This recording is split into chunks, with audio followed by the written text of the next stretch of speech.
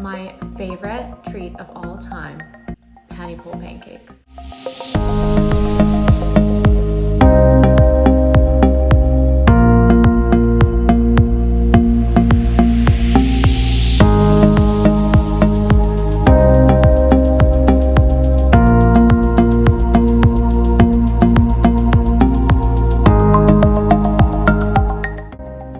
Let's get started. To make the batter, we'll start with 1 beaten egg. Next, add 1 cup of flour.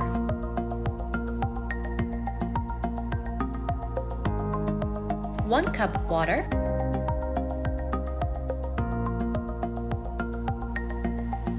Quarter teaspoon of salt.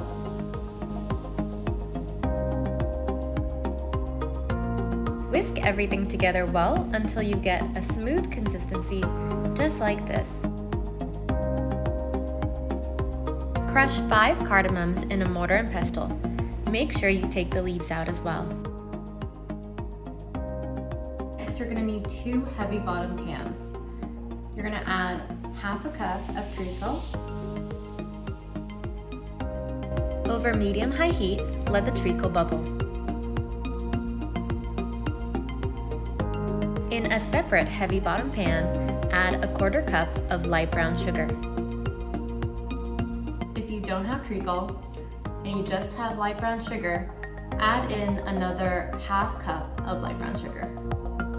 Over medium-high heat, the light brown sugar will begin to caramelize into this beautiful dark amber color.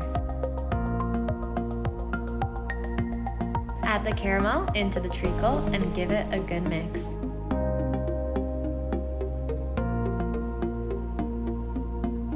With your pan still over medium-high heat, add 1 tablespoon of water. Add in your crushed cardamoms, 1 teaspoon of vanilla extract, 1 pinch of salt. Next, add 1 cup of grated coconut. You can also substitute unsweetened desiccated coconut. Mix and cook through for about 2 minutes. You want the coconut to be cooked through and any excess liquid to be evaporated. Heat a pan or crepe maker and grease with some butter. Wipe it off with some paper towels. Using about 3 tablespoons of batter per crepe, gently spread it into a thin oval shape. Let it sit until all the white color has cooked through. Add about 1.5 tablespoons of filling into the bottom third of the crepe. Pack it into a tight roll. Fold over the sides like so. On your first roll, make sure you tuck it in tightly.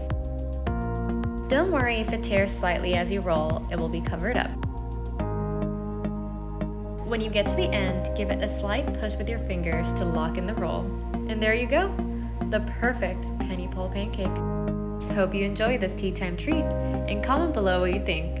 Make sure you give the video a big thumbs up and to click the subscription button below to see more content like this. Bye for now.